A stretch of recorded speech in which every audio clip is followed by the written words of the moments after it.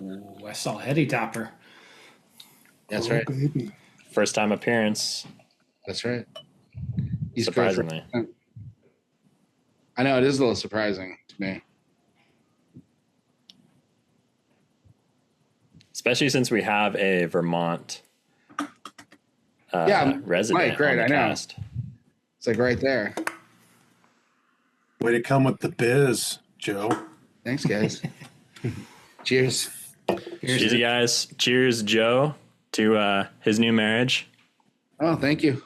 And also to Paul. His son got married this week, too. Oh, nice. Cheers. Cheers, man. Tasty. Yeah, Joe was getting thirsty.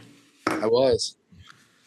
I was just staring there. I was sitting here staring at that beer for the last 15 minutes like, let's get it cracked, baby. Let's get it cracked. Yeah, you had a bead of sweat on your forehead. Dude, I've been sweating constantly. Let me get you guys want to hear a real quick funny story? Always. That's why we had you on. Okay, so I'm a complete idiot sometimes. And the day before I got married, I went to CVS and I was like, oh, I got to get some new like shaving cream and stuff or whatever. And I saw this like talcum powder at CVS and I was like, oh, this looks awesome. And it said like, reduces like razor burn. So I was like, I'm going to get some of this.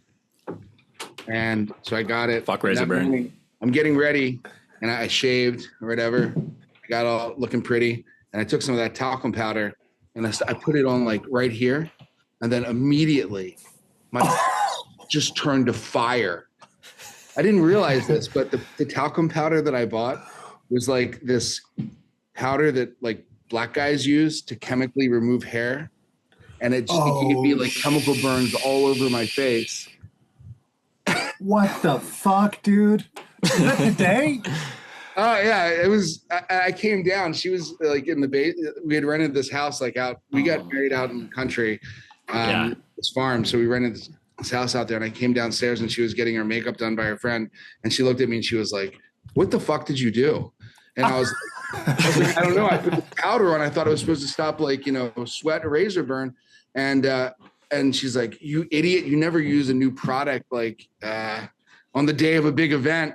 So like. Our wedding photographer has to like touch up my face on all the photos. Oh, so it was bad? It was so bad. It took me like a week and a half to recover from it.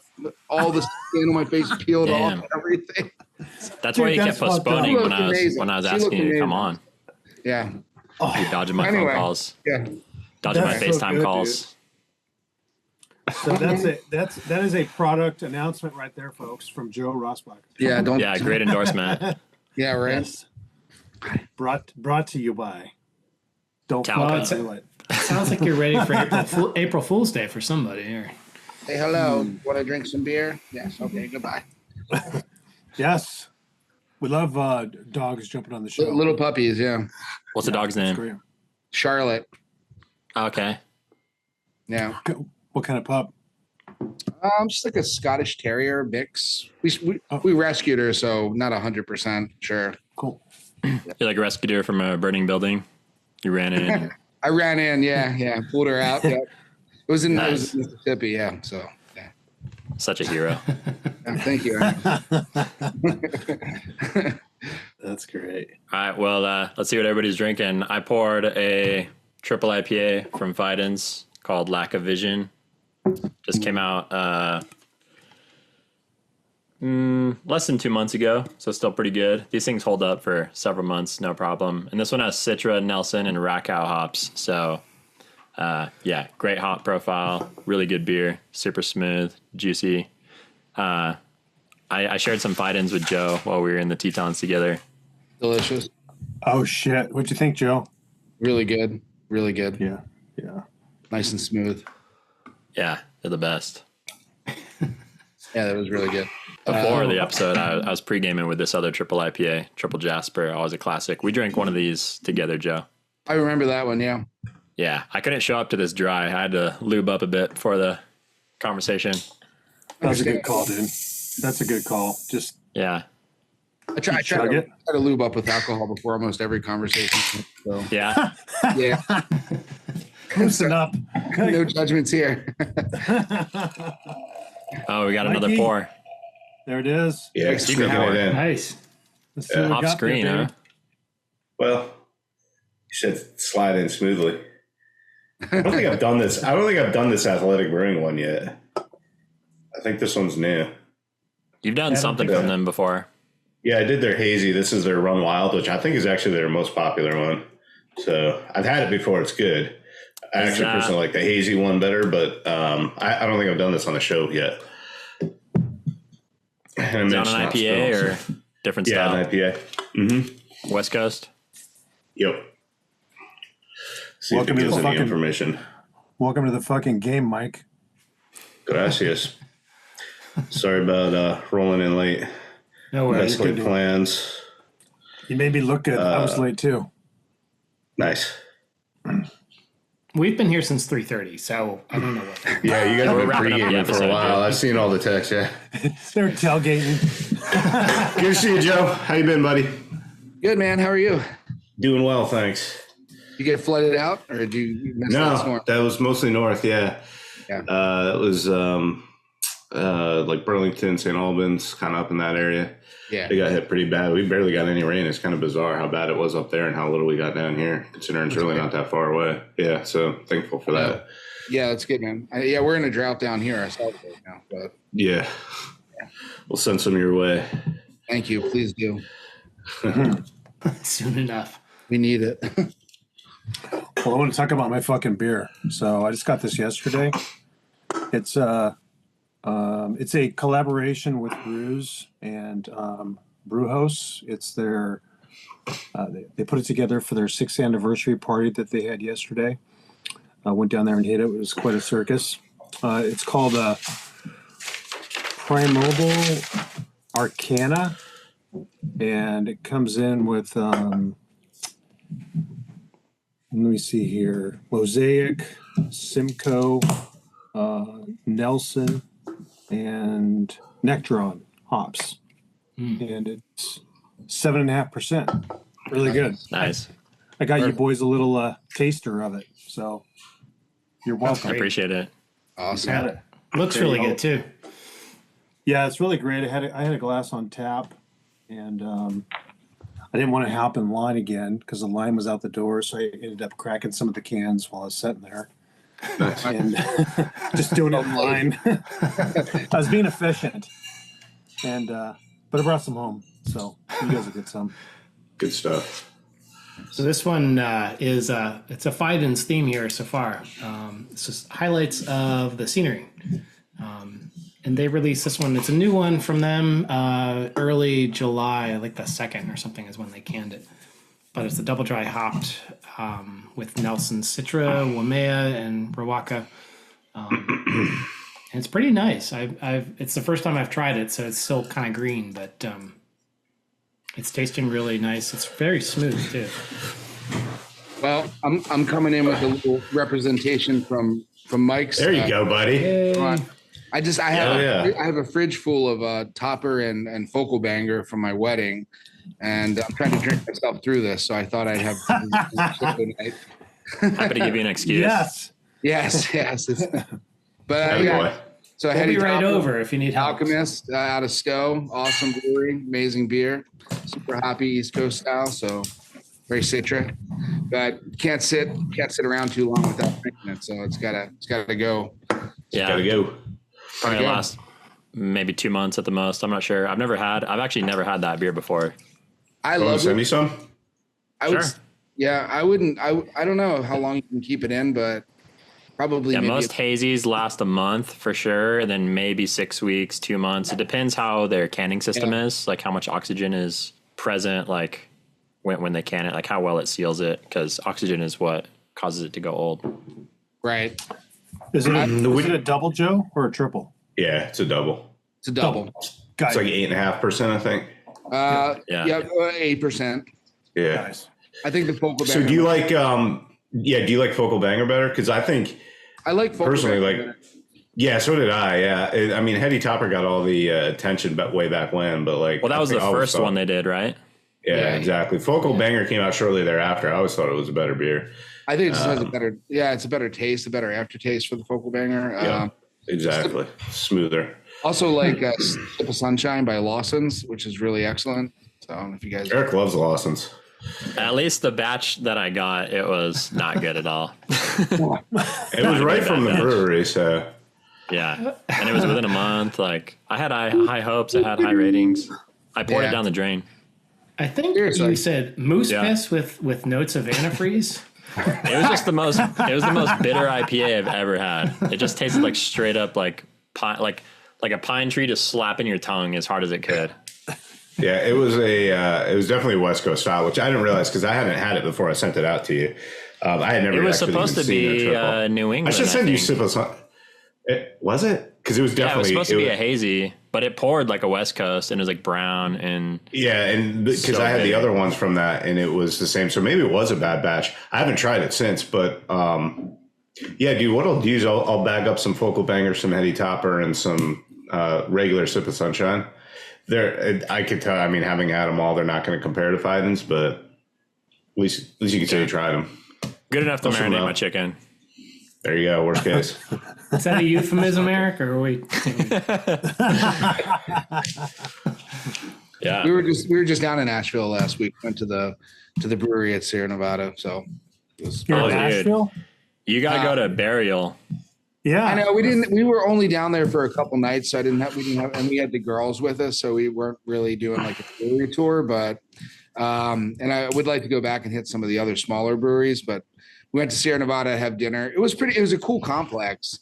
Like it's super chill. They have a huge outdoor area with like seating and gardens and a stage and like you can do we didn't tour the brewery or whatever, but it's freaking huge, man. It's unbelievable. Yeah. Good food, probably. Yeah, they had good food. I got their pizza. It was pretty dope. So Nice. I bet Burial ships to you. They've got good Yeah. beer. Their Yeah, they stouts ship to are Virginia. they do. fantastic. It's not that far south from me. Yeah, and their hazies are great. I have Yeah, to they- give it a try. And they do Stout- free ship. stouts They are do great. free shipping probably once Every few a months they'll have a promo. Yeah, Okay, I'll give it a try. yeah. They're great. We were getting it for quite a while. We would ship it to Mikey, and he would Distribute it. he had a satellite distribution center going. Right. Yeah. So yeah, it was good. Yeah, they Well, Now provide- they ship to you now, right? Yeah. So they Me? ship to Oregon. Yeah. No, they No, they did stopped. for a while. They did for Oh, a they while. did? I was like, I was living. Me and Paul large. were ordering like cases every week, Oh, and dude, he we was were sending me out killing the it. biggest boxes of stuff. Like he'd forward it on to me. We were going crazy. That's awesome. And then why would they stop? Why would they do that and then stop? That doesn't make Something happened with the license; they couldn't renew it because they need a license for each state. right. Especially those stout bottles. Like Mike, when Oh, when those we are the start best, getting yeah. into, like September, October, I'm going to blow you up a little bit because Do it, man. Send them. yeah, like their stout bottles are. So they're shipping to New York now too. Oh, Oh, Are cool. And Joe, There you you're go. on the hook now, so they ship to Virginia. Yeah, he'll be our mule. Gonna keep Awesome. some freaking stout bottles, though.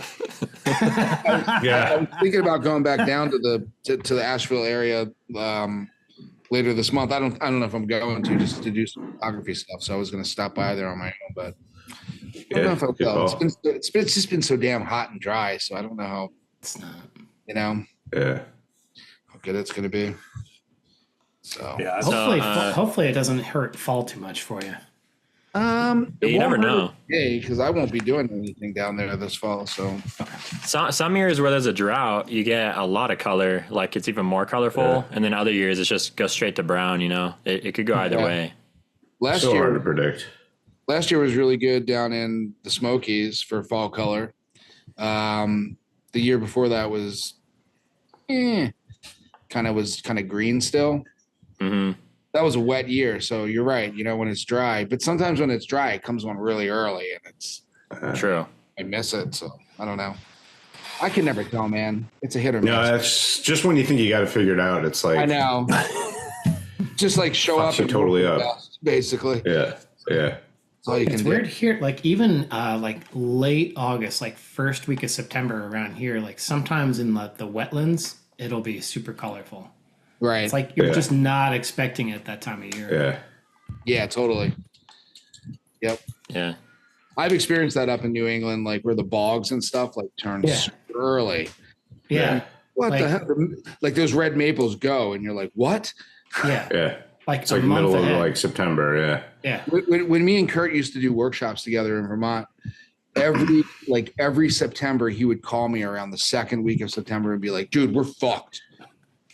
I'm like, what are you talking about? He's like, it's popping Panic already. mode. Yeah, he's like, it's gonna bang out early, man. We're screwed. And I'm like, no, Cancel the workshop. And then it was always like he'd just get like these glimpses of like the bogs or the swampy areas where they turn early, and then everything else, like the hillsides, took another 2-3 weeks to get going. So Yeah. Easily 3 weeks. Yeah.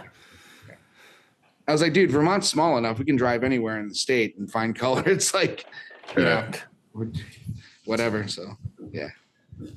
Yeah, for sure. Well, Joe, thanks for coming on, brother. We've been looking forward to this. You've been on my short list for a while. Just I appreciate you having me.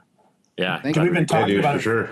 We've been talking about it for a fucking year, literally. Yeah, we're all big fans, and I know you like to drink beer from the times we've hung out and stuff. And every time I'm hanging out with other photographers, your name always comes up, and they're always like talking about how great your work is and stuff. I don't know what they see, but I don't get it, man.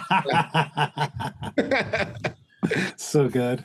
I pull the wool Yeah. over their heads, you know. So Just reposting other people's stuff. yeah, that's just exactly. Oh, that's great, dude. so do you remember the first time we ever met, Joe?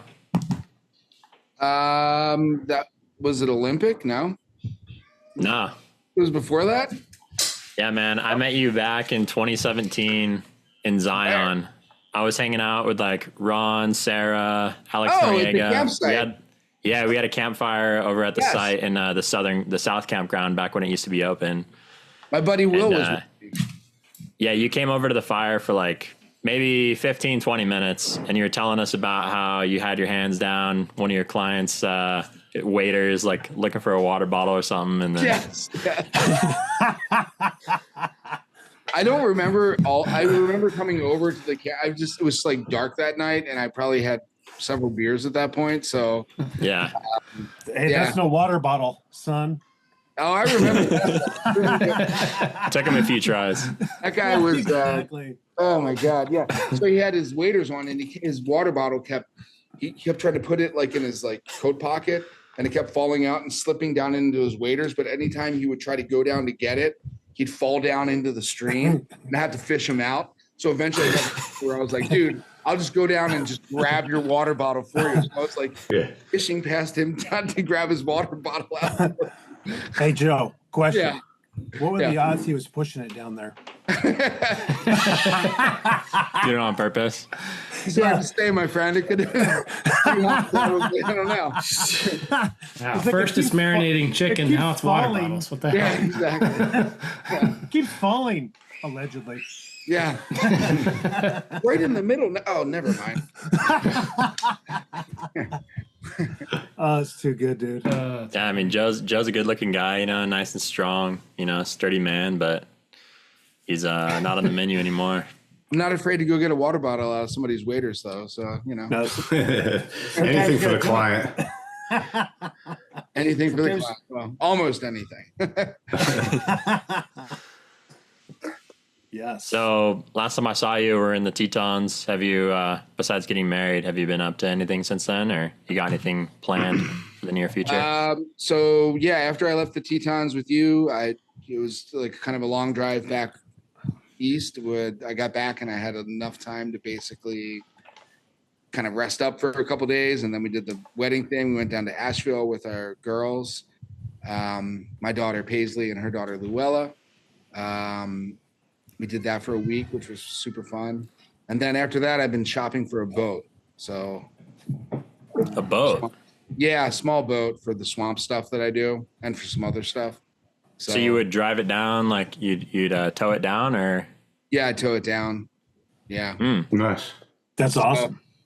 Yeah, I'm just looking for something small, like maybe a 15 to 17 foot sort of flat bottom, like a John boat or a skiff boat to work on the swamps down there. Nice. And then I wanted to use it to do a bunch of other stuff up here because we have all these really cool like salt marshes and estuaries on the Chesapeake Bay. which you can't get to any of the good spots on them unless you have a boat of some sort. So I'm looking for something that's like relatively small, not going to break the bank to buy, like $8,000, something in that range. Flat bottom. Yeah, like a flat bottom or like a modified V flat bottom sort of boat. Yep. Like maybe a Carolina skiff or something along those lines. So I've been trying to buy one used, and I've been like going out and looking at boats, and I found a couple that I liked, but there were some issues with it. Like the one boat had like a really old outboard motor on it. And I was like, this thing's going to have to be replaced. That's going to be another $5 or $6 grand. So I'm not going to do that one. Found another one from this guy that I liked, and I was going to go pick it up tomorrow. But then when I started having the conversation with him about getting the title and the registration, he was like, well, the title's not under my name. It's under the guy that sold it to me's name, but I never titled it. And I was like, all right, dude, this is sounding really sketchy and murky. Like, but don't worry, I'll still take your money. Yeah, he would take my money just fine. But like, I'm going to use it for like business stuff. So I have to register it and insure it. So I'm like, I don't want any like weird title. It's got to be legit. Happening. It's got to be legit. That would suck. Exactly. So yeah, that's what I've been doing for the last 2 weeks, is just kind of like looking at boats and trying to find one, because I got to get that taken care of before the end of the summer, before the fall stuff starts. So Damn, Are you coming up to Vermont this fall? no, I won't be in Vermont, but I'll be up in New Hampshire and then Maine. Mm-hmm. Going out to Colorado first, San Juan, and then I think I'm going to drive out and do that, and then drive straight up to New England after that. Yeah. Do the fall workshop up there, and then come home, chill for a little bit before I have to go down south and do the swamp stuff. So yeah. Yeah, dude. Well, if you end up having a day or two on either end, give me a shout. I totally will. I think I will, man. I think because I'm going to come through Albany and then go across Vermont. So if you want to hang out for a day, just give me a shout. Nothing else, just run out and grab a drink or something. Yeah, right. We'll do. Yeah, last year it kind of sucked. Like it fizzled out right after I saw you. And you guys, Mark, whatever, reached out to me on the way back through, and I was like, "Dude, skip it. Honestly, it's not worth your time." Because y'all are talking about driving back down to Virginia or something. I was like, "Yeah, I think you're better off doing that." Yeah, the way things are going. Yeah, we ended up going. We were in Vermont. I actually cut that short a day earlier because things. Went over to the Whites, finished up over there, and then we were going to come back to Vermont, but then things weren't looking so great. So we went down to Pennsylvania and just hiked around. That's right. Some waterfall stuff, which was pretty cool. The color was super late there too. It was mostly green inside the park, but really, yeah, but it's a fun place to hike, and the water pictures look good. So it was still pretty cool to shoot. So it was all right. Yeah. So you're not too old, Joe. You're older than me, but you haven't been around too long. But you've been doing photography since like your 20s, right? Professionally, you were telling me. Yeah, so pretty much been doing it most of my adult life. So I started after I got out of high school. I didn't go to college. I kind of fucked around for a little bit. Did some road trips, worked some like retail jobs, and then got into doing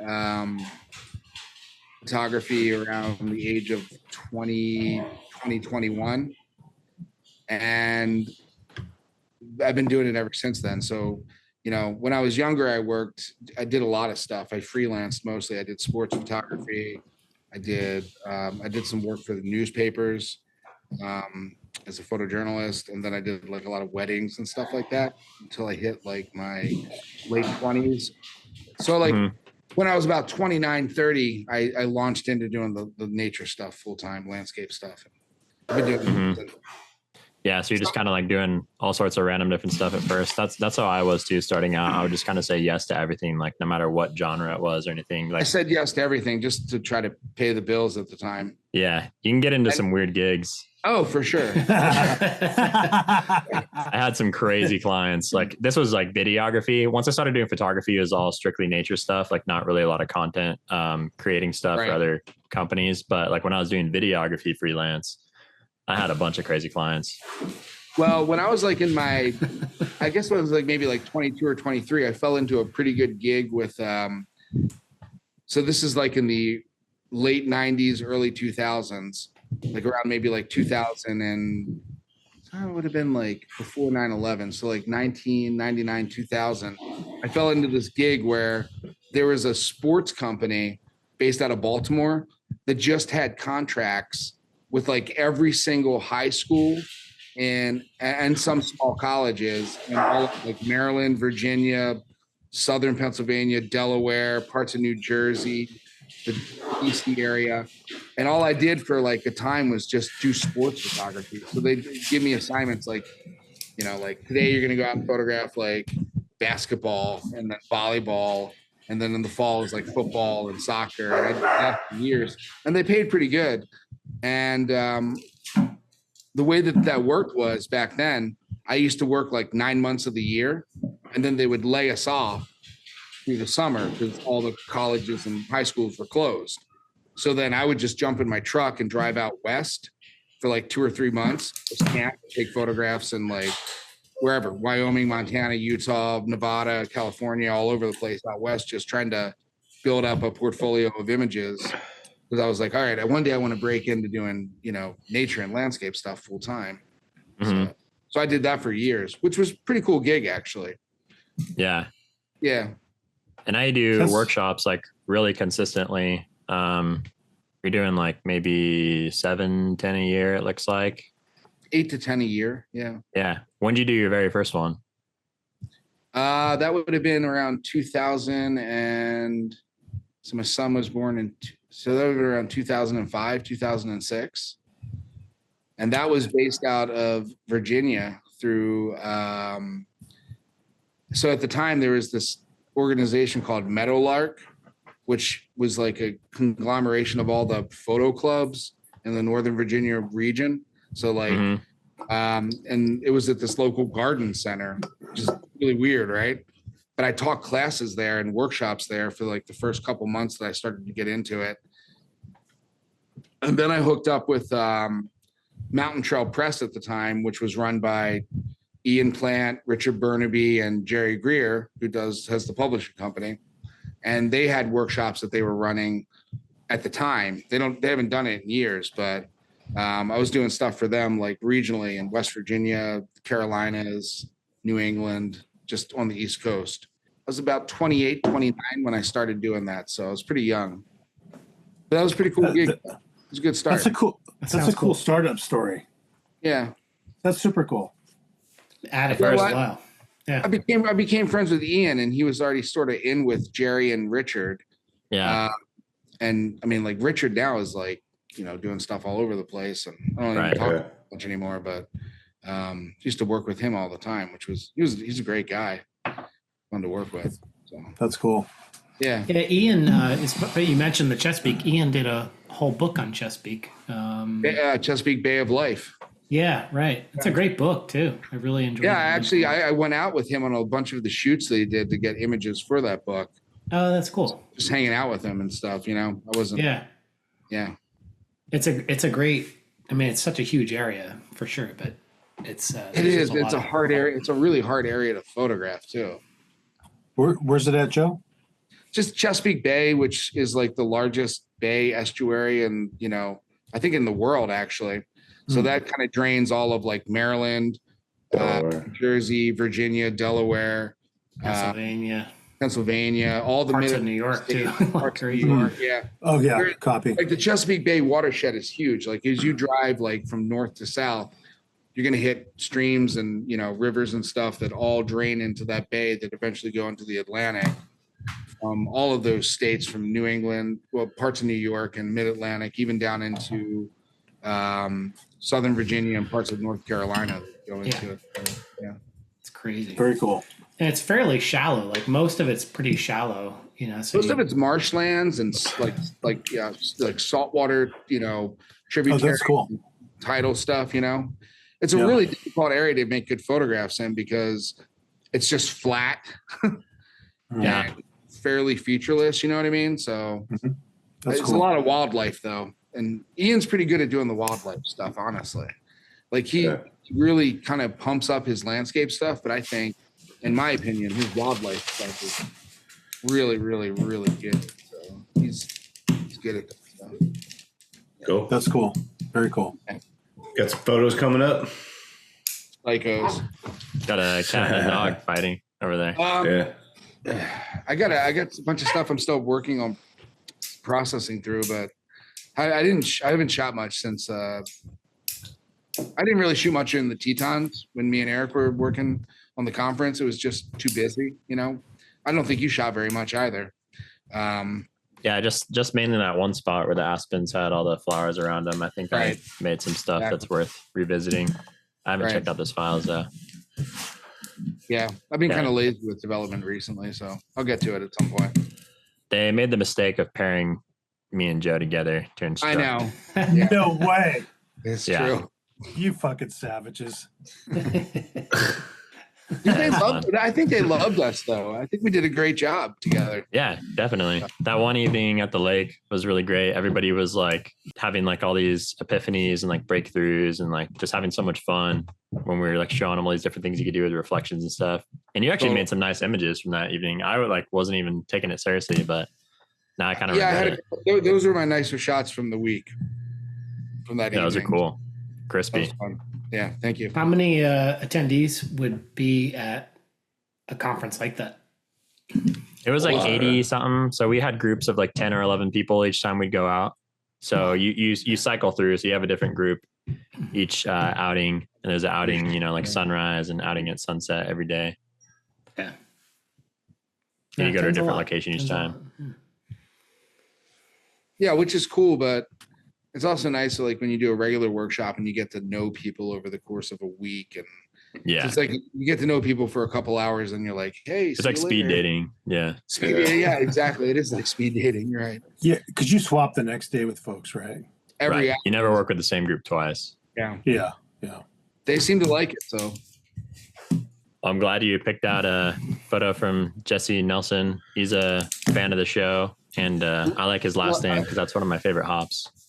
I love Jesse's work. I really love Jesse's work, man. Yeah. You know, I think he's an incredibly talented photographer. He's based out of South Dakota, Black Hills region, which Yeah, he shoots a ton of Badlands out there. a lot of Badlands stuff. So like, I got to know who he As do was you. when I went out to the Badlands maybe like 4 or 5 years ago to really start trying to seriously shoot that region of like South Dakota, Nebraska, and then eventually up into North Dakota and other parts of Montana.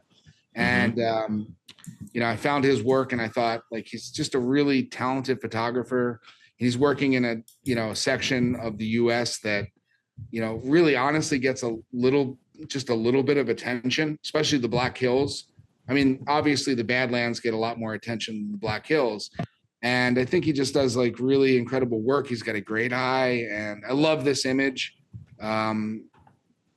You know, it's just, I love the light in it. I love the specular highlights that are happening. It's really, nicely captured and really unique. So I wanted It's to like little pieces of dust floating around, or I'm not sure, you know, I mean, like it's not It's like- snow, but dust or maybe rain that's coming bugs, down, or maybe bugs. bugs or backlit bugs. something. It's because I don't see I don't see a lot of atmosphere in the image outside of those sort of like speculars that are happening. So it could just be some sort of weird, like maybe bugs or lens flare that's going on, but it's not lens flare, obviously. Right. I'm not sure, but I really dig the image. Yeah, I remember seeing this one and really liking it, along with a lot of his other stuff. I'm always commenting on his work because it is super unique and it's areas that you don't see photographed often. No, and I like the way that he treats the image, the way he photographs it and composes it. I like his use of light. I like his development style as well. It's sort of very subtle, and a lot of his work is very like atmospheric, which I really dig. So yeah, he's a really solid photographer, and I wanted to give him some love because kind of from an underrepresented part of the country shooting, and you know, I think that's a good thing to do, you know. So Yeah, absolutely. Always admirable. It's a very cool image. I like the spots. I'm not sure Yeah. what they are, but I like it. And then he did a really good job controlling the highlights, and it's Yeah. cool. So are image. those like aspen trees, Joe? Are you familiar with the area?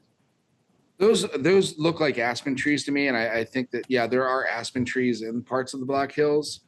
There's also white birch up there, so it could be could possibly be that. You know, they're very easily confused.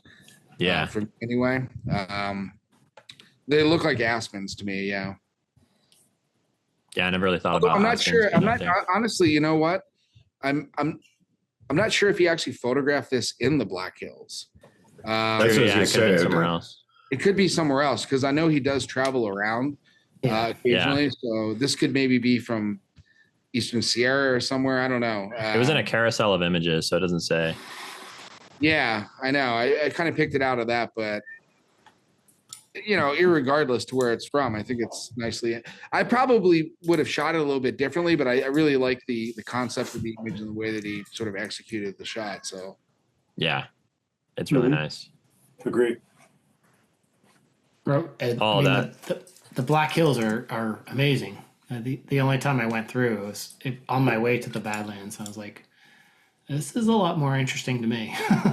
yeah, and I think it's kind of I've only been through them a couple times, so I don't have a lot of experience there, but I find it to be sort of a challenging place to take photographs too. So I'll give him props on that. You know, like it's not the easiest location to shoot, and some of the views that he has from like the Black Hills, I know he's done like an extensive amount of like backcountry hiking and stuff to get into some of that stuff. So that's also pretty cool because there's not a lot of like roadside views that I've ever seen through that area that looked really amazing. So That's cool. Have you met him, Joe? Like, have you gone out shooting with him?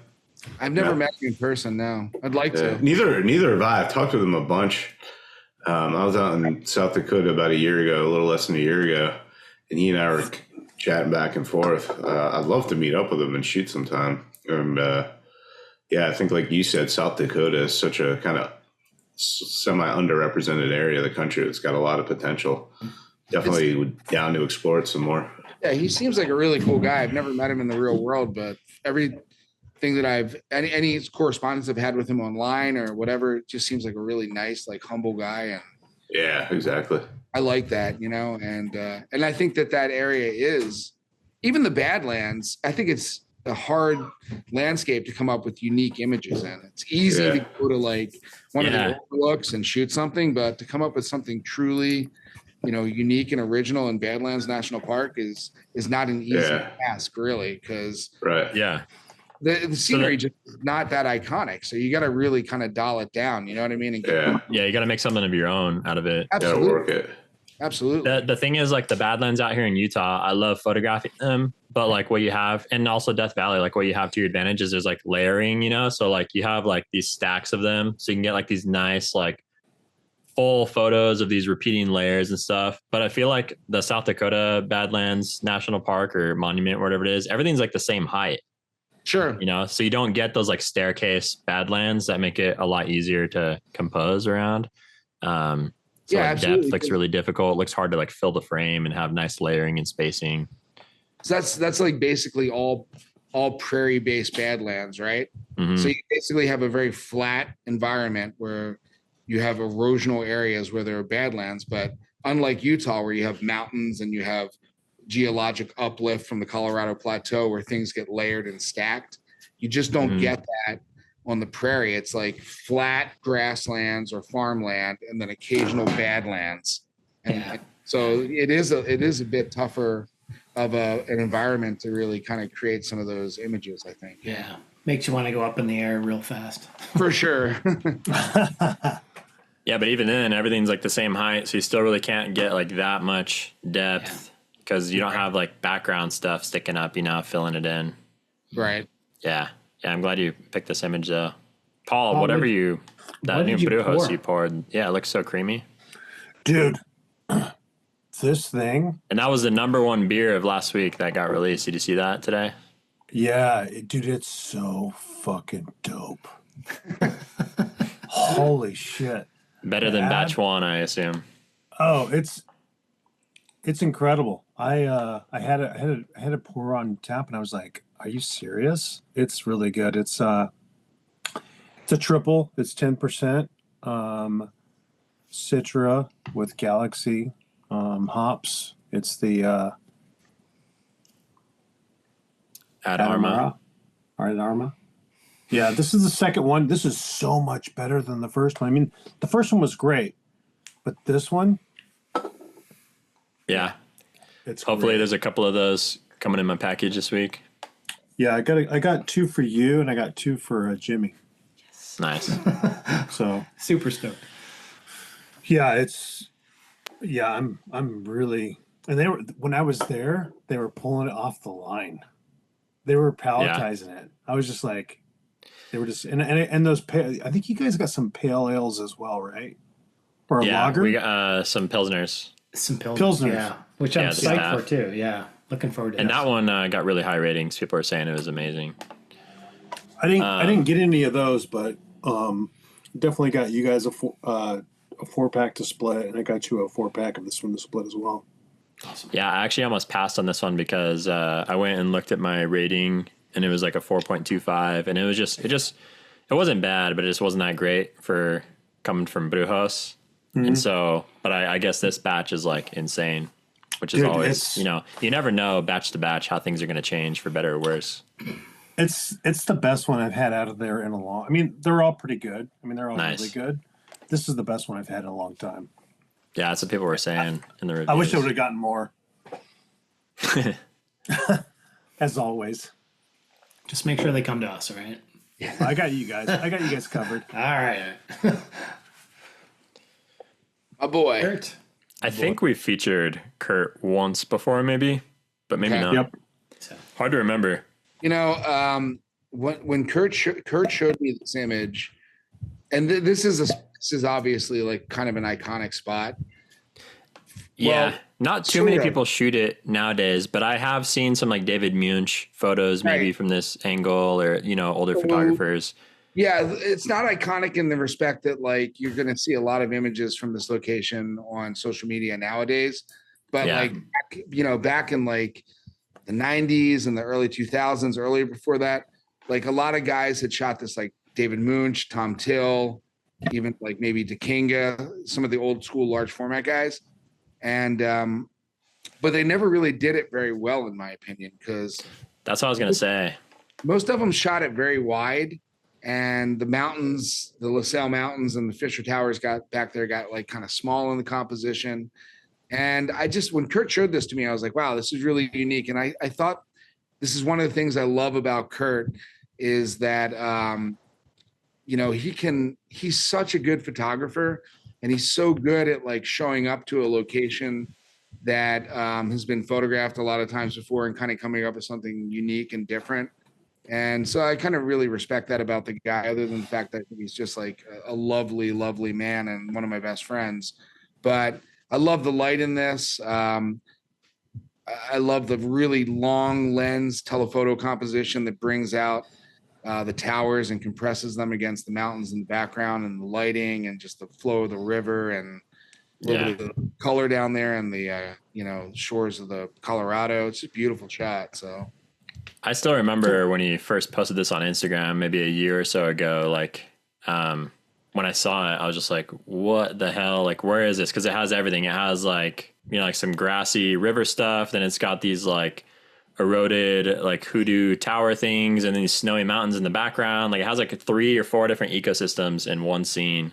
And I was like, "Where the hell is this?" Like. And then later on, I started noticing more photos of it, like looking through my David Munch books and stuff. But right. yeah, this one blew me away when I first saw it. Yeah, it's really This is such a good pick, Joe.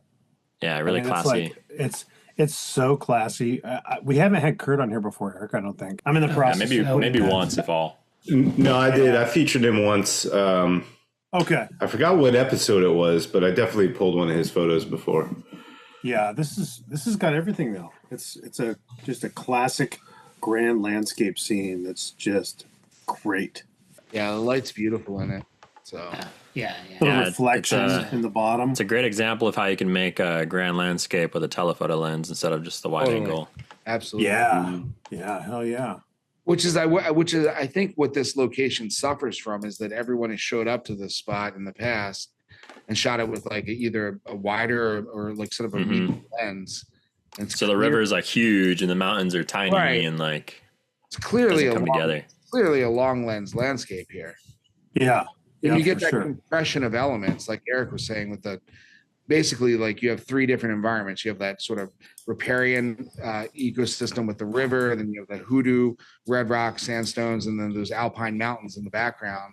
And you squash them all together. That's awesome, right? That's Yeah, incredible layering. Yeah. Heck yeah. So Awesome. Very good pick. Yeah, sick. This one's pretty crazy.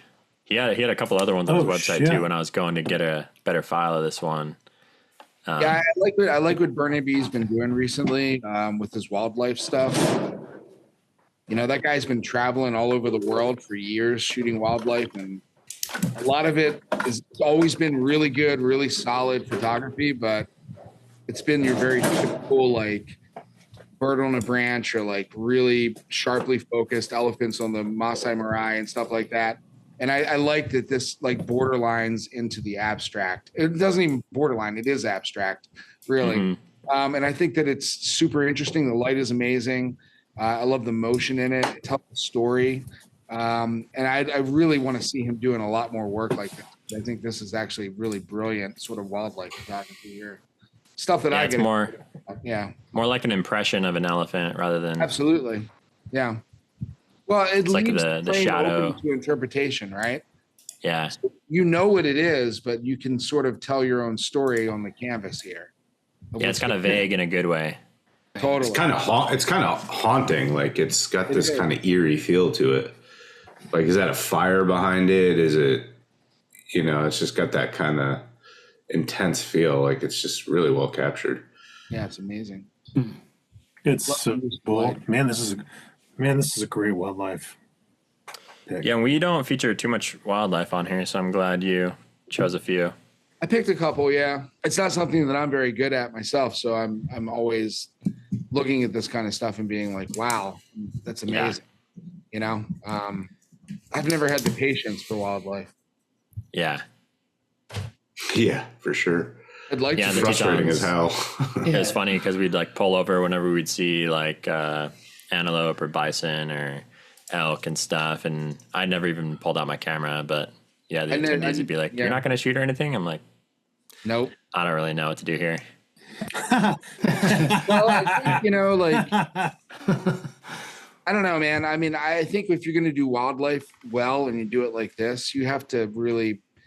Yeah, I don't think it's a pull over on the side of the road. It's not willy-nilly like random shit. You have to be really like into it and engaged with the animal, spend time with it, and appropriate lighting, which is like the most difficult thing to coordinate. Yeah, absolutely. It's like when you pull over, there are so little images where you just pull the car off the side of the road where you're excited about it. You know what I mean? Like me and Kurt always used to call that drive-by shooting. Like you drive by something, you'd be like, holy shit, that looks amazing. But then you turn around and bring it back. You're like, nah, it doesn't really work out. Trees don't line up, whatever, blah, blah, blah. Like, yeah. It's like the 35 mile an hour rule. Everything looks better.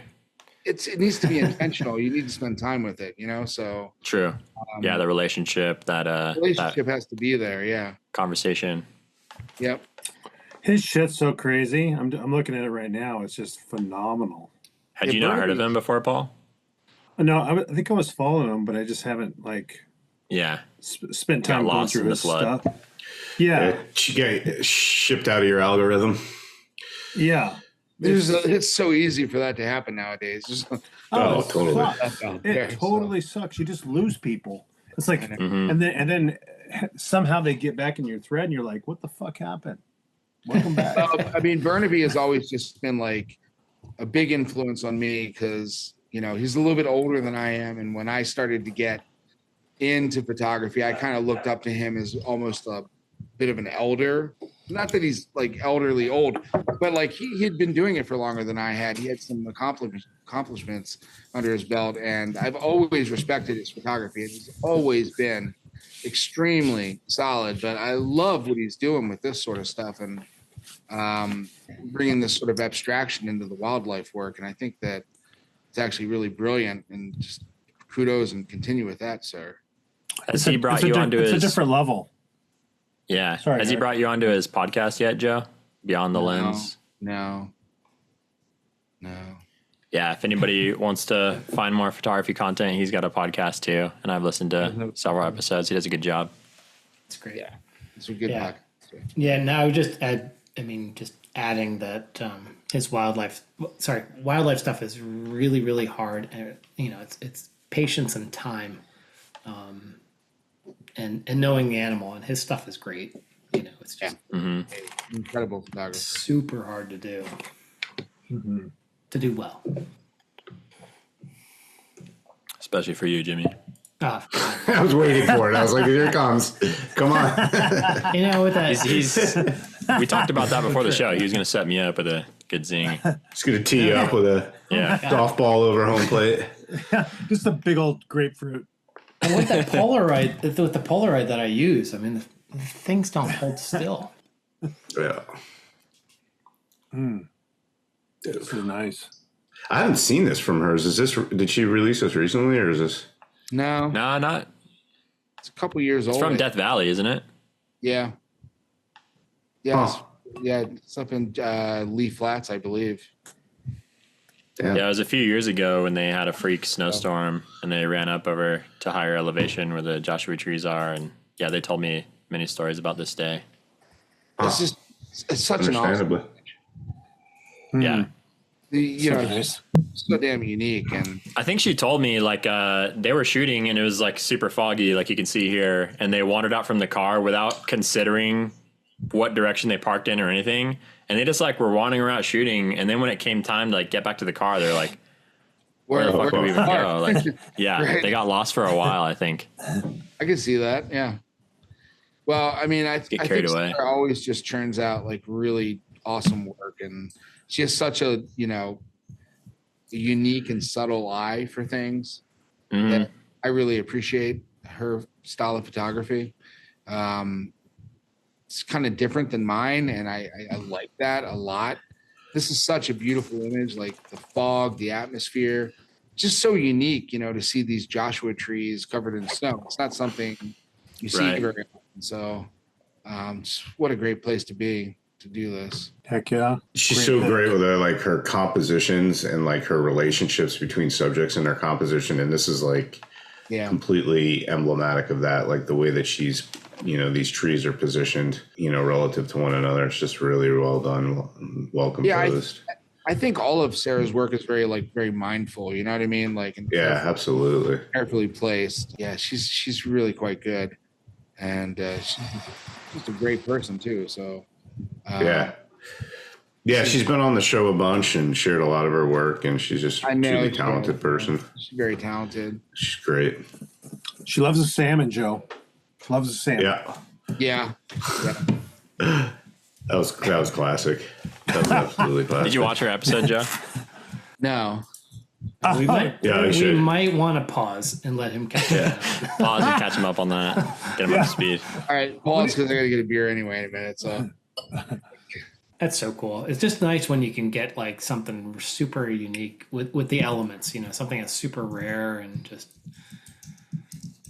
she's really lucky. I've been going to Death Valley for a pretty long time, and I've never seen fog out there before. Just so incredible. Didn't she live out there for a while? I think months. I don't think she really ever lived out there, but I think her and Ron have spent a pretty good amount of time camped there in their RV, over the winter.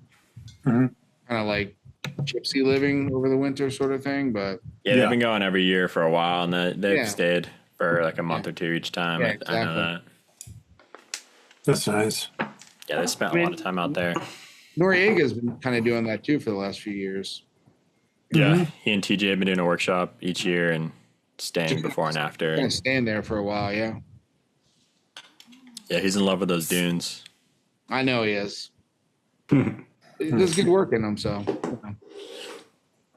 What do I do, boys, when I need to grab a beer? Just go do it, or? Yeah, man. Yeah, dude. Whenever you got to do anything, you just get up and go. No. It's free country. Yep. All right, We'll hear Mike in a little bit. It's I'll let loose. it's a freaking that's It's a torrential thing. It's dude, remarkable. that was like episode 1 or 2, It was number early on, 4. too. It was the Yeah. NLPA edition, Dude, Yeah. it was so good. That was which I was looking through the new book, Volume 3, last night. Pretty nice. I finally Oh, got that's mine. awesome. is it? Yeah, I is it just out got yet? mine too. Yeah. Yeah. Okay. All right. I thought I was just gonna automatically get a copy sent to me, but apparently I had to like place an order, even though I didn't have to pay for it because I had an image in there. So I got mine like super late because I was like, Matt, where's my book? Like, I've been seeing everybody else get it, and He's I get slacking. mine. Yeah. Yeah, what's up? He's supposed to be in Portland here in a few weeks. Yeah. Matt is. Yeah. Shut up with him. Bellino's in Iceland Is for he? another week or so. Yeah, then Payne's supposed to be here in a few weeks, kicking it. Nice. It's been a while since somebody's opened a bottle on the show. Yeah. Who's opening the So- bottle? This Oh, piece. you haven't had that one yet?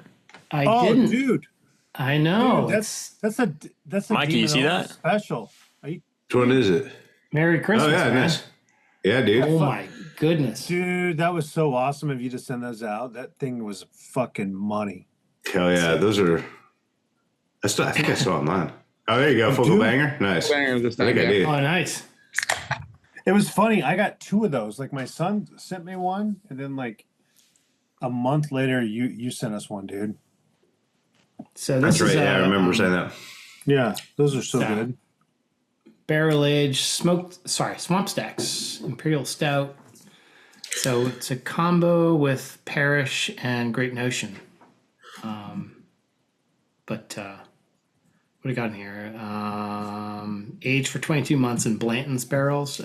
And Blanton is it's a phenomenal bourbon. So So yours has actually been aged like 30 months. 30 months, yeah.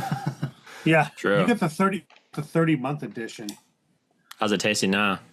it's great. It's been sitting Nice. here for about an hour out, just warming up in the room. There Yeah. you go. Hey, do you have any of Always those a must. Thanos left? I have 2. Yeah, I got one Thanatos. left. Yeah, I got one left. Yeah.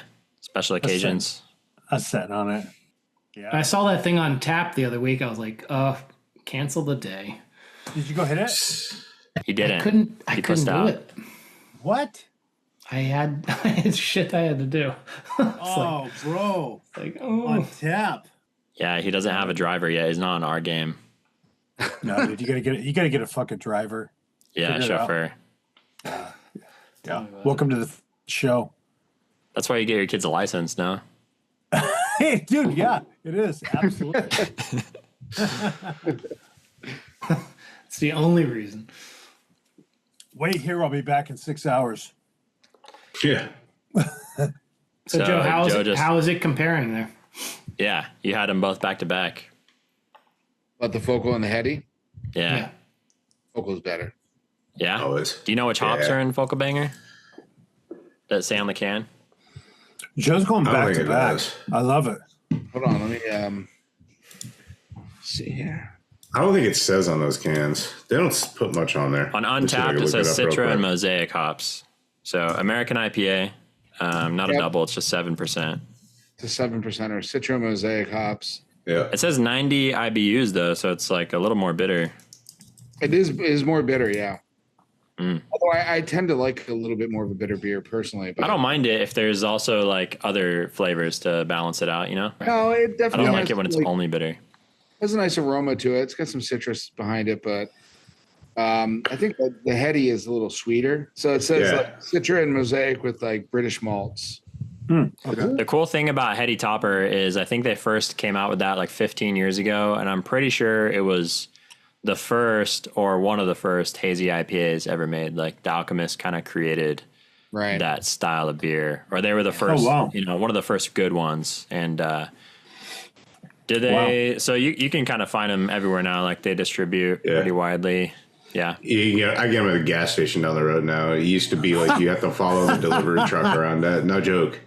Yeah. Oh, people were fighting. Yeah. Yeah. I heard Yeah. for like a good 10 years, they would still sell out like on every release on the day of. They would. And so they would, what you would do, they had this website. I think even Alchemist just started putting it out. Like these are the places that are getting deliveries. These are the days that they're getting them. And they would be these random little gas stations in like middle of nowhere, Vermont. And why they chose to distribute where they did, I have no idea. But you'd be like, all right, this place is going it. So you drive up an hour to go to this random little gas station, and like you'd be waiting for the guy pulling the pallets off his truck. And most of the places would have allocations. Like you can only buy like 2 4-packs or whatever. So you have to do, it's a giant pain in the ass. But now, yeah, you can get it everywhere. Dude, that's how it all starts. You get a road dog and a fucking 4-pack. They're hard And to get here. Lawson's used to be that way too. Lawson's used Lawson's to like, everywhere. you have to do the same thing. And then Lawson's started distributing a little bit more widely before Alchemist did. I can't get Alchemist here in New York, like just a few miles away. Dude, this is dope as shit. Dude, Jimmy, we gotta hook up because I still got to give you that photo from that print exchange. It's like sitting on my dining room table. I'll bring you some Alchemist if you want some to mix into your rotation. All right, let's do it. Yeah, Marinate the moose meat. there you go. Euphemism number 3.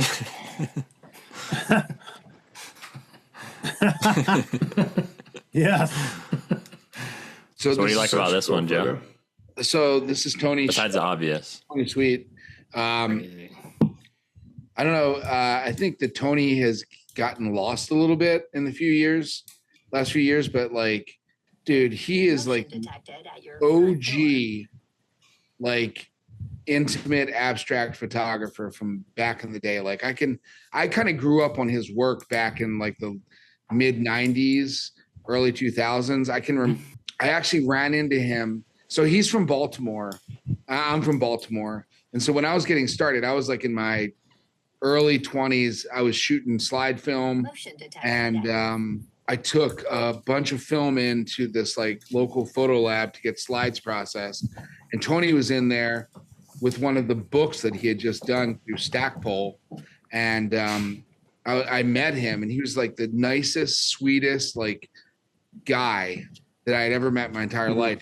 And then like, so I bought his book and I started looking through it, and I was like, holy shit, this guy sees things in a way that I've never experienced before in my entire life. And this is 20, 30 years ago, easily. And he's just constantly pumped out this like really interesting, unique work. I mean, obviously this is just like a dandelion. I think he took this in like either South Dakota or North Dakota. And obviously he's like laying on his belly, shooting this with a long lens. The sun is setting in the background. Yeah, I was gonna say it looks like the sun dipping. So that's the orb of the sun in the background there. Dude, that's so crazy. fucking Crazy. dope. Damn, Dude, that's sick. Dude, he is so fucking good. If you guys could pick Oh up, shit. I could ship you some of his old books. They're not being published any longer. They're 20, 30 years old. He put out these amazing books back in like the late 90s, early 2000s, these fine art photography books. And every single image in them is just these really intricate abstractions that he's done over the years. And That's guy, so killer, dude. and he's such a fucking sweet dude. Like I've had the pleasure of shooting with him, working at conferences with him, and he is literally like salt of the earth, nicest guy, so humble, so sweet, so chill dude you'd ever meet in your entire life. I love that man. And I think he just has some just incredible work. I love this shot of his too. It's super, super cool. That's super cool that you followed him for that long. Yeah, that's a showcasing long him here. freaking time.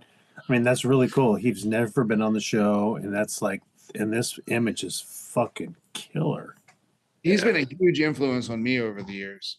I can tell you that, especially when I was like kind of cutting my teeth with photography and trying to figure it all out. Just looking at his work like really changed the way that I look at putting an image together and realizing the possibilities of like shooting images that are a bit more like obscure and more abstract, you know, things that you wouldn't normally look at. I kind of like joke around about it sometimes. I call it sticks in a ditch. But there's like truth to that, right? Like finding these little tiny like intricate worlds in the most like uniconic locations, Mundane stuff. It's like MacGyver shit. Exactly. MacGyver places you might ever look. But if Give him a twig, a couple leaves, and he'll like create a masterpiece. Somehow. Right, but it's true though. But like if you look down close enough at things, like you can find these like this beauty that is mostly overseen. And I think that's like, I sort of think that's the genius of the work that he's produced over the past like 30 or so years or longer, is finding these sort of smaller like abstractions and intimacies that most people up into a certain point have tended to like overlook. You know what I mean? Like he was doing a lot of this stuff back in the day when like David Munch and DeKinga and Tom Till and all the large format guys were just doing big landscapes. He was focusing down on all these small abstractions.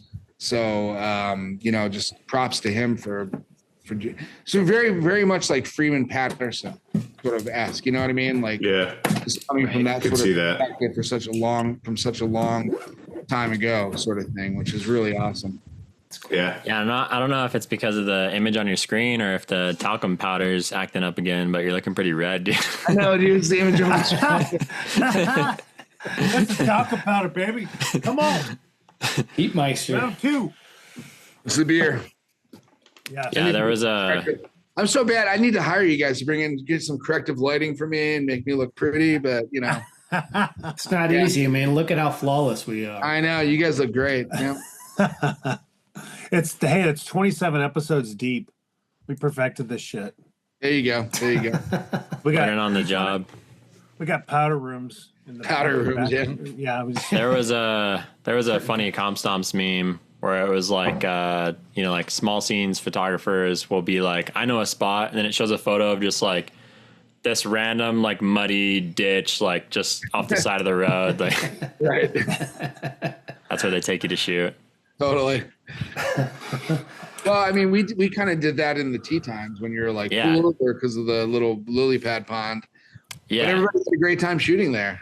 Right. At first they'd be like, what the hell are we doing? Like, and then we'd be like, well, look down here, like this from this angle, right, you know? Right. Mm-hmm. Oh. Yeah. And they had a blast once we teed them up. You're like pointing them there, just like, hey, here you go, right there, 45 degree angle. Yeah, totally. Point that. Yeah. And then we took them to the beach that night and just photographed like, refracted light in the water the entire night. Mm-hmm. And they were like, holy shit. Oh, and you're like, really? Wow. Okay, guys. It's another world. I know. Yeah, I remember when you'd like show them the back of your camera, they'd like freak out and be like, how did you do that? I was like, I just looked at that there. They're like, what? I'm like, that. Did you see it? It's right there. It's fucking magic. Right by your feet. Right there, man. Don't step in that shit. Yeah. Don't step on. Exactly. That's it, right? Step and watch where you stepping. Yep. That's it. Yeah, this one's really nice. Really nice composition. The structure is really cool. How it's like fanning out. All those lines from the center. Yeah, really well done. Yeah, it's super cool. It's gonna be so hard to get to because, obviously the composition is really well balanced and there's a lot of great symmetry to it. But it's like the slightest little breeze and the shit's moving all over the place. Totally. Yeah. So to get it lined up with this kind of those circular patterns, like perfectly surrounding the sun, like. Mm-hmm. I don't know. And you can't sneeze or blow, or else all the fucking things will blow off. Everything's gone. Yeah, it's like such a deceptively difficult shot to get. Yeah, I've tried photographing dandelions before and never had success. They're hard, and what I'll say about this one is so we have dandelions around where I grew up and where I live, and they're small, right? But the ones that grow out on the prairie sometimes, you see some honkers in some places. Dude, they're huge, man. Yeah. Mm-hmm. Right. But I mean, but they're also sitting out on the prairie, which is completely windswept all the time for the most part. Mm-hmm. Yeah. They're gone quick. They're gone quick. Right. So I think this is like a really fleeting kind of a shot to not only have it with all of its blooms on, but to get it where it's not kind of popping around in the wind constantly. And obviously he shot this, it looks like a pretty wide open aperture because the sharpness is good. But you don't need a lot in an image like this. So really nicely Yeah. done. Hey, Bennett, I need to see a little more commitment from you. Get on the ground. Let's get dirty. Let's start making some shit. I'll pull it off this year just for you. Okay. Better see a goddamn dandelion image soon. I need to see it. All right. I'll do it for you. Good man. Love you. Oh shit. This one's dude. like I surreal. know, this shot's Dude. fucking incredible, right? Some AI Holy shit. shit. Awesome. No, this is like Is like, Hawaii? no, I think he was actually in like Costa Rica when he photographed this. It's not a screenshot from Finding Nemo or something. Exactly. Right? Yeah. I'm not sure where Ian shot this. I'm pretty sure this Fucking was Bennett. in Costa Rica, but obviously Oh, okay. kind of an underwater style shot, you know, with the housing and just the Yeah. light, the lines coming through the water, the luminosity. Yeah. I Dreamy. mean, it's really, really cool shot. And this is what I love about Ian's like wildlife stuff is like he definitely goes beyond the like, you know, bird on a branch sort of thing where like just the pose of the animal and really tries to capture the essence of it in its environment. He does a lot of stuff with like wider angle lenses with wildlife, which I think is really interesting.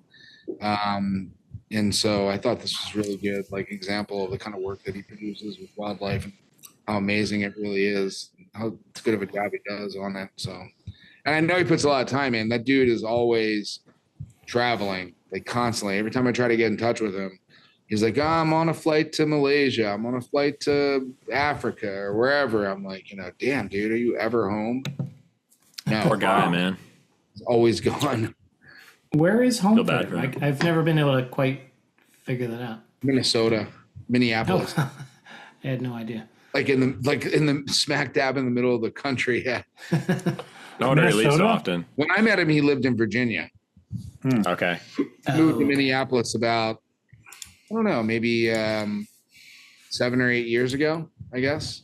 Nice. His wife has family out there. So I think that was like the big compromise. Like, hey, listen, if you're going to be on the road 300 days a year taking photographs, we have to move to Minneapolis to be. Yeah.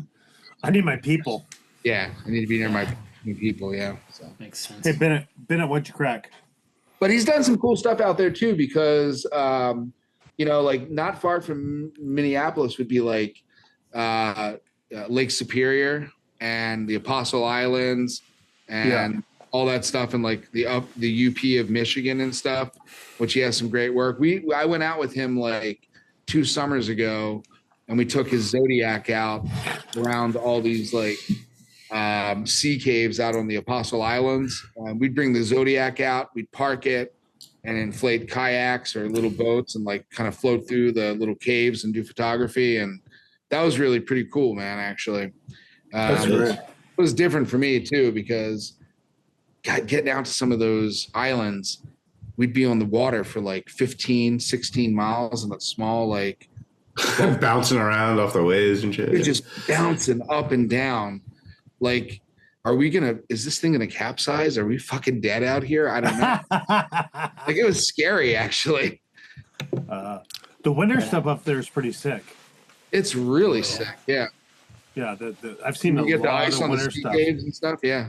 Yeah. Yeah, it looks crazy. I feel like that doesn't happen as often anymore, though. Because No, but that's like everywhere nowadays, right? right. Yeah. It's like the planet's getting warmer or something. I don't know what's going on. They've been talking Heat about up. that. I'm not sure what they're talking I about. heard about that. I mentioned it. Heating up, boys. I'm glad you featured Ian because he has a lot of very iconic photography, and I've been following him for a while. And like, he doesn't. I don't think he posts very frequently, but every now and then he'll just come out with a release. And I'm like, holy shit, there's Ian again. Like, he's back and has something that's just like mind bending. Right. Yeah. Like the stuff that he released recently with his aerial stuff from the. Oh my God. Those compositions were so good in those. No, dude. Super insane. Super cool. Yeah, he's really good at doing that kind of stuff, and he does kind of go into like these hiatuses where like I think he's just like kind of like boxed down in his office, like doing He's just shit. busy, I think, you know? Busy, I guess. Yeah. And then he puts out a bunch of stuff, and you're like, damn, okay, that's what you've been up to. Cool. Yeah, he's just not like sitting around scrolling through social media for some reason, Right. Exactly. He's like, I'm back. like the rest of bitches. us.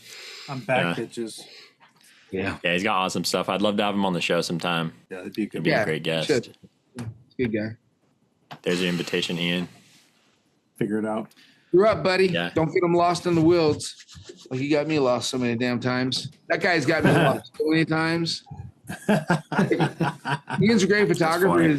His judge of direction is horrible. Navigation leaves a bit to be desired. Navigation leaves a lot to be. If you're ever out hiking or kayaking or doing anything with him, and he says, "Go north," go fucking south, man. I'm telling you. Let's do the Otherwise- opposite. Otherwise, you're going to be in the Bisty Badlands until 4 o'clock the next morning, trying to figure out how to get back to the trailhead. So, Dude, that's fucking long story, but anyway. that's so good. Well, these were some great images that you brought, Joe. I'm excited to look at some of your stuff now, but before we do, I'm just going to share this double IPA that I just cracked. I'm a Fidens whore tonight, so there's another one from Fidens, Accelerant. Tonight? Gonna kick things. Yeah, I'm always a Fidens whore. They're my favorite. They're just let me see the can, homeboy. That is a cool looking can. Yeah, Accelerant. So this is their double dry hop series. So all of these are double dry hopped, and this one has. So their description says we're pushing the limits on these double dry hop creations. This time we packed as much New Zealand love that we could with some Citra to complement. So this one is double dry hop with Nelson, Motueka, and Rakau, which are all from New Zealand, and then it has some Citra as well. And yeah, this one's fantastic. One of the best ones from this series, I would say. That one didn't last long here. Yeah, this is my last can. I already had one a couple weeks ago. Jimmy. Even the name of it too. I love the name. So it's like starting a fire here. So Yeah, kicking things up a notch. yeah, that one is definitely better than the one than this highlights of the scenery. Is that one that you cracked a single IPA though? I think it is actually. Now that Yeah, so it's going to be a little lighter. Yeah, Can't be it's putting like them side to side. Apples and oranges. Yeah. Hey, Oh nice. shit, Joe, this one's mine. This was an Great absolute pick, banger. dude. Yeah, hey, going through your portfolio is brutal because there's so much. Hard to look at that stuff. I know. I get it. No, dude. Nah. You have Paul, so that many didn't come off very well. No, you have so many bangers in there. It's like I just sat there I and curate well. I looked and looked and looked and looked, and I'm like, man, I think I sent Eric a couple, but I was like, man, I could send you 10 and just fucking pick from that. But your portfolio is awesome. The way you curate it is fantastic, and I really had a good time going through it, and then just picking something. I mean, this is phenomenal, but there's so many more that could just. I mean, and we're gonna see them, but there's just so many more really great images that are. I like just, this one. Yeah. I second it's that. It's dope, dude. It was hard I mean, to this- choose. It is, and I. You're a bastard, Joe. I've been through these areas before, and these He's are old, tough, man. they're tough scenes. I mean, they're tough scenes to kind of put together and just really find some good texture and different colors and stuff.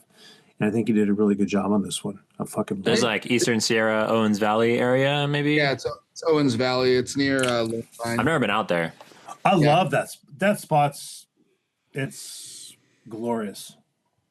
Yeah, this is just along, small. It's near it's right on the outskirts of the Alabama hills.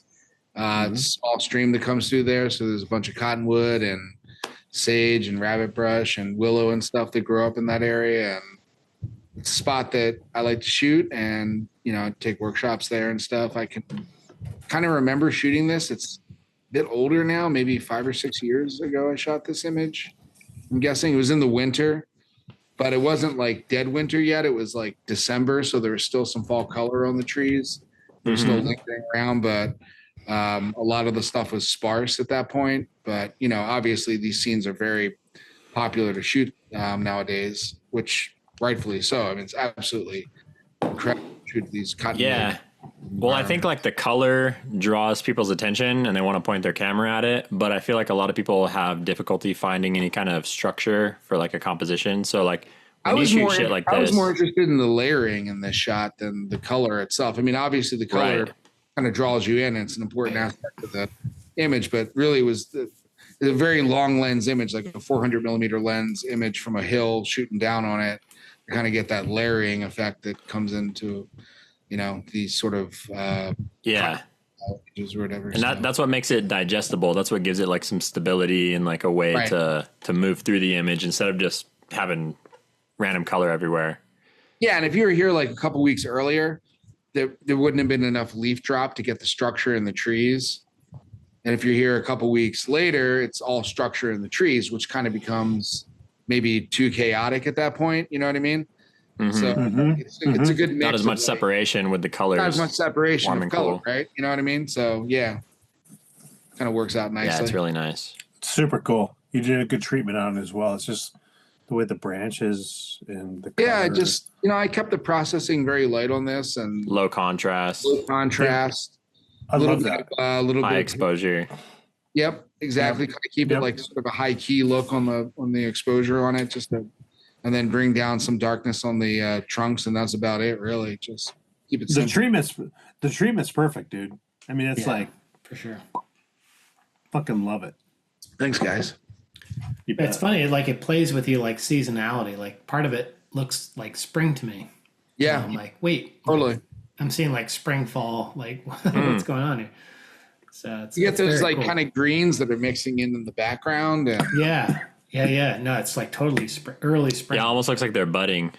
right. Which which is kind of funny because like a lot of those cottonwood forest and riparian forest or whatever kind of have that sort of look for a while once they drop their leaves or whatever, and it's kind of bizarre actually, but it's really cool. Very Yeah, it's pastel. nice.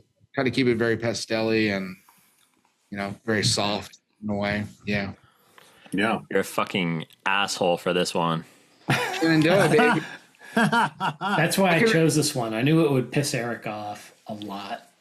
Well, we mentioned this one on another episode. I can't remember. I think it was like our fall color episode. Yeah, we just mentioned it really quickly. It was like a small little thumbnail in the corner because we were talking about it. Got brought up in the conversation. I can remember this one. This is about three years ago, I guess, in the fall, obviously. So this would be like mid-October. This is Shenandoah National Park. This is a trail that I hike a lot. In fact, I had never photographed this location in the fall before. I've always done photography up here in the spring because you have all these bracken ferns that sit on the forest floor, and they're fucking gorgeous in the spring. I mean, they're really lush and they're big. But I had been up there. I went up there for just a day because I was looking at the forecast and it was showing that there's going to be a really low cloud bank, and I thought there might be fog up in the forest. So I went up there and I hiked along this trail, and I was just kind of blown away when I got up there because it was just like perfect conditions. Like the ferns were still intact, but they had changed. They were all sort of like that sort of crimson, like reddish, rust. Very color. full, but yeah, that colorful were red full that still. you get. Yeah, in a couple of days they would completely dry up and be gone. You know what I mean? So like I was just the right place at the right time. And then obviously one of the reasons I like to shoot this location is because of the lichen that grow on the trees here. So this is all like south facing trees. So they're in the shade a lot more. So they get a lot of that lichen growth. If Yeah, that like minty green with the red totally. is insane. So nice. Then you Yeah. get That's so trippy. fog bank back there that kind of breaks up the forest. If you shoot this on a day without fog, it's completely impossible to get a good composition. Yeah, just too full, no separation. No separation. It's chaotic, and the forest just kind of becomes a big mess in the background. So you need that fog to make it work, And Yeah. I love that branch on like the left third, that tree with the branch that has the orange leaves on it, like to tie into the foreground, like the red ferns in the bottom. The forest. Hey, floor. I'm gonna go smoke a cigarette, you guys. I'll be right back. All right. Figure it out. This thing's fucking money. I love it, dude. This is such a good shot. I've only seen the ferns look like that once, and I didn't have a camera with me, but you found it, and it's just so good. I've tried to go back to the spot for the last two falls, and it's not look like that. So I think I was just. Yeah, I was going to ask that because like sometimes forest scenes are deceptive because it's like you'll see a forest scene that somebody photographed really well and you'll be like, oh, they just found like, the perfect patch of forest. Like, it kind of got handed to them. But that's deceptive because really like they just organized it in a way that makes it look that way. So like, was this easy to shoot or was it actually kind of tricky that day to still figure it out even though you had like ideas? It was really hard to shoot this scene actually. Yeah. Because the forest there is not very uniform. Like a lot of eastern forests are very, in my opinion, they're very difficult to photograph because, like unlike western forests, like with aspens, for example, that grow very uniformly. The eastern forest does not. It has a lot of different tree species that mix in and they don't all look the same. They're not all straight, whatever. It was a very difficult scene to shoot. I spent probably, 4 or 5 hours working this general area that particular morning. The fog stuck around for a very long time. So I had a lot of different compositions. This one just happened to be, I think I only shared maybe 1 or 2 images from that morning because I felt like the other ones were just not, they just didn't really come together the way that I wanted them to. They were a little too chaotic in the background. This was the perfect mixture when I shot this. I found the shot.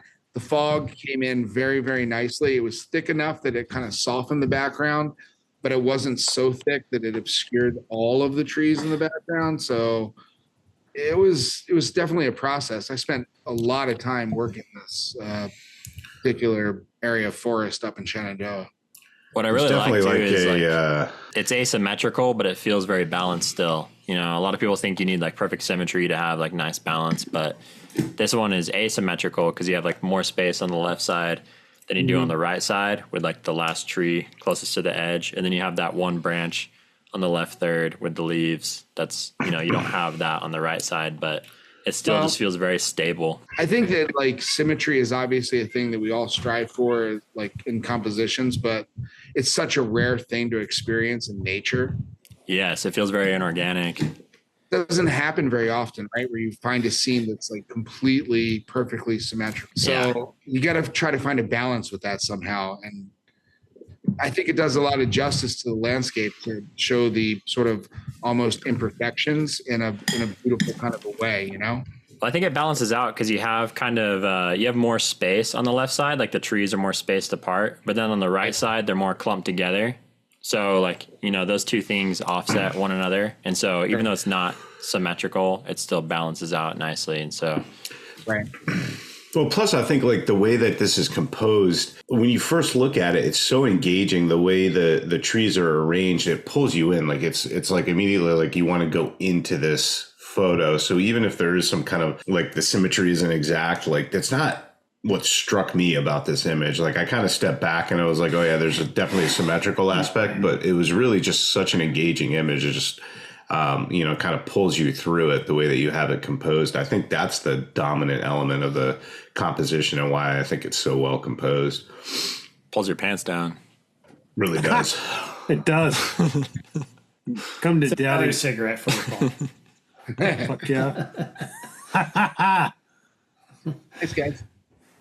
Yeah, it's amazing, man. Loved it. This was last year, I think. No, this was probably 2 year ago, 3 years ago, maybe. But you didn't share it until like last fall or maybe early this year. It wasn't that long ago. Sat on it for a while, yeah. Joe slow played that shit. Yeah, the long game. I fucking love it. I think I shot that and then I was off to the swamps and I got so busy with that. So, speaking of the swamps, here we go. Yeah. Dude, Yeah. this is who picked this? I did. Fuck, dude. This is one of the best swamp images I've ever seen. Yeah, I just love how different it is, how it's all about the mossy, like hanging moss, which I love about the swamps. And like, yeah, it's just like a really nice pattern scene here. And I just love how it fills the frame because that doesn't seem like that'd be super easy to find. So I can remember shooting this. This is last year down in the swamps. I was out on a kayak, not too far out, maybe a mile out from where I launched. And it was a super windy day. This is kind of an early morning shot, maybe not super early, but maybe like 9 a.m. Yeah, so it's no direct light yet.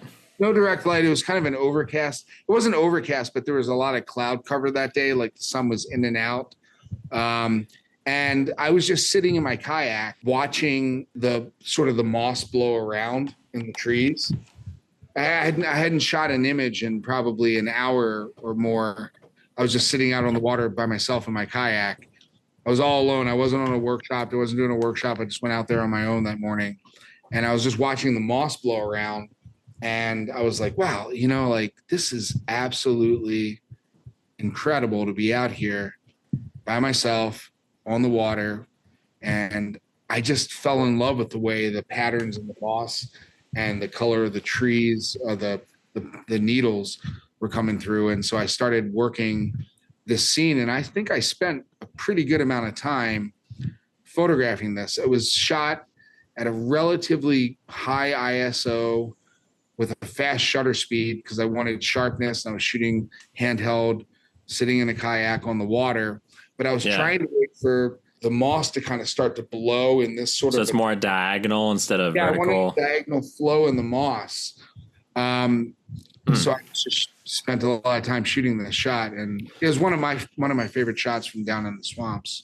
I didn't even consider that. I didn't even think why like the moss is like, slightly sideways. So that's really cool to hear the backstory. Yeah, because usually it would just kind of fall straight down. Yeah, and it would have as much energy. Now, so this is all just about the wind blowing it, basically, which is what drew me to like kind of focusing on shooting this particular photograph. Because That's the moss awesome. and the moss further in the back is straight up and down.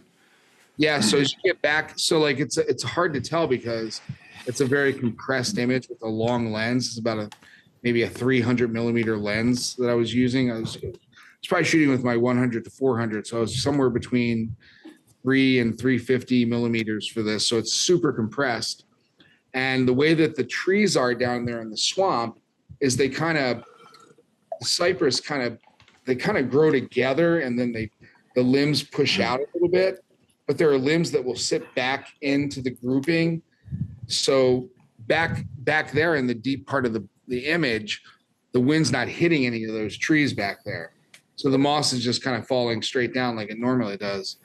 It's the limbs that are pushing out that are catching the wind, and it's kind of pulling the moss to the diagonal on that. So that's some awesome pre-visualization.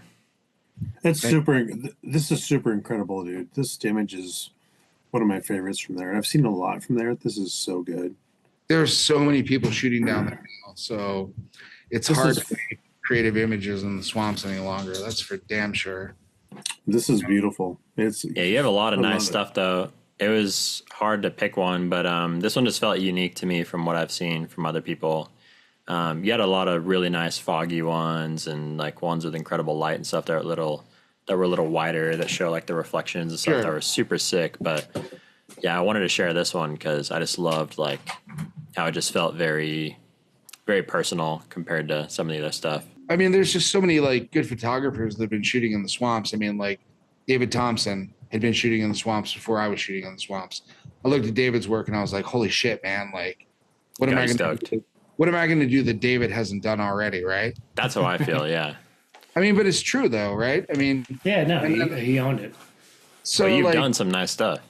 So I went down there with a very like humble sort of like mindset. Like, yeah, I'm not going to try to updo that. I'm going to try to do my own thing, and whether or not it's better or not, I don't really care. But like, yeah, I think this one is one of my favorites. Yeah, for sure. It's really nice. Thanks, guys. It's excellent. I love the subtle warm and cool color contrast. Like you didn't go too crazy with the blue saturation, but it feels cool. No, I mean, yeah, I want to keep some of that warm, cool, but like it doesn't need to be electric. You know what I mean? So right. Yeah, the tonality is perfect. That's what I was going to say. That's probably one of my favorite things about this image. Really well processed. Agreed. That's probably the biggest mistake that most people make, right? Is like just going too far in development with stuff. Yep. Sure. Yep. Just step back a little bit, right?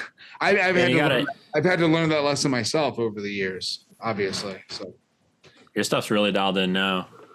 Whatever you're doing, I'm loving it. But yeah, it's like knowing, it's like an image by image basis, like knowing how far to push each image, and it's never the same for every image. No. Mm-hmm. Mm-hmm. There's no Whatever one it recipe. needs. Yeah. There's no one recipe. So nice. Thank you.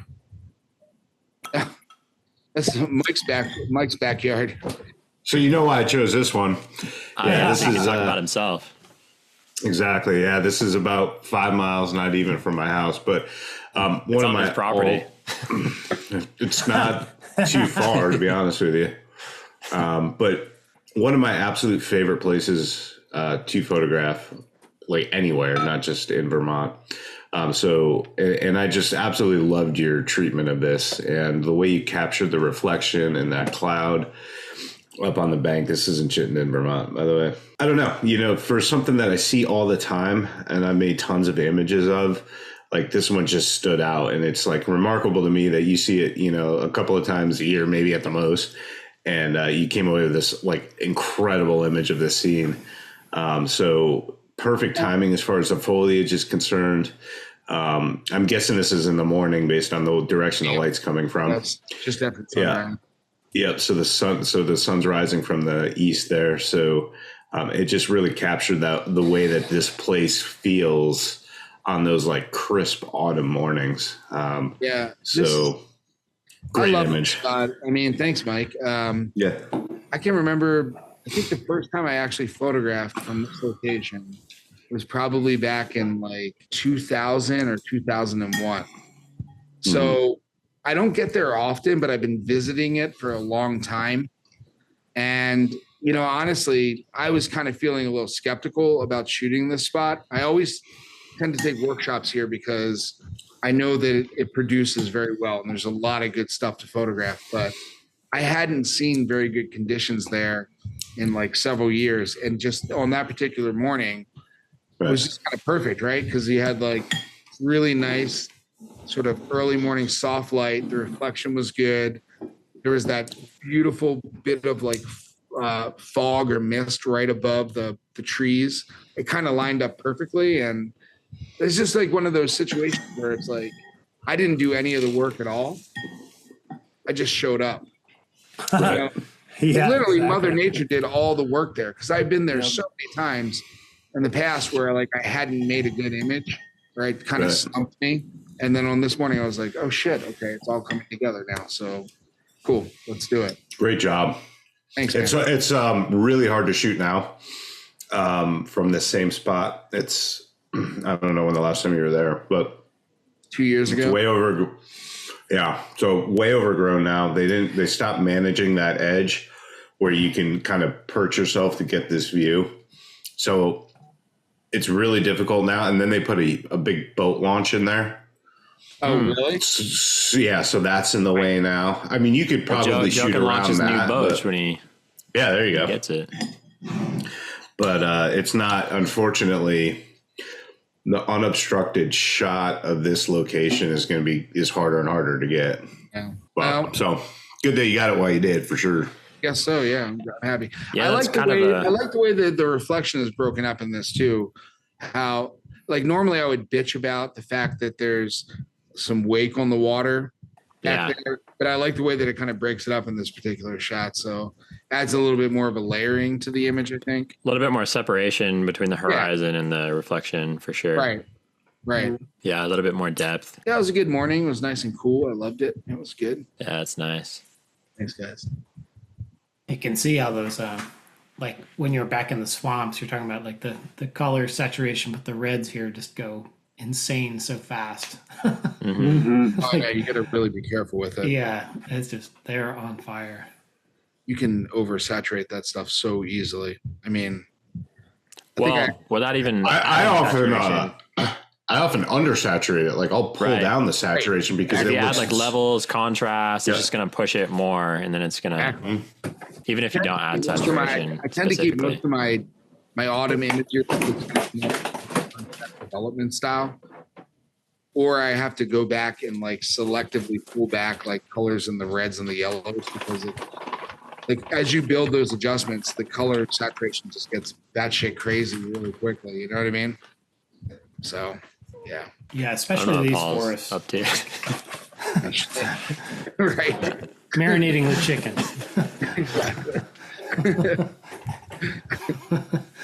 Hey, settle down. What are you doing over there, man? Some man shit. That could mean a lot of things. Sorry. That's why I leave it wide open. That got you arrested one time, didn't it? I'm back though. It's a repeat offender. That's right. I got an ankle bracelet on.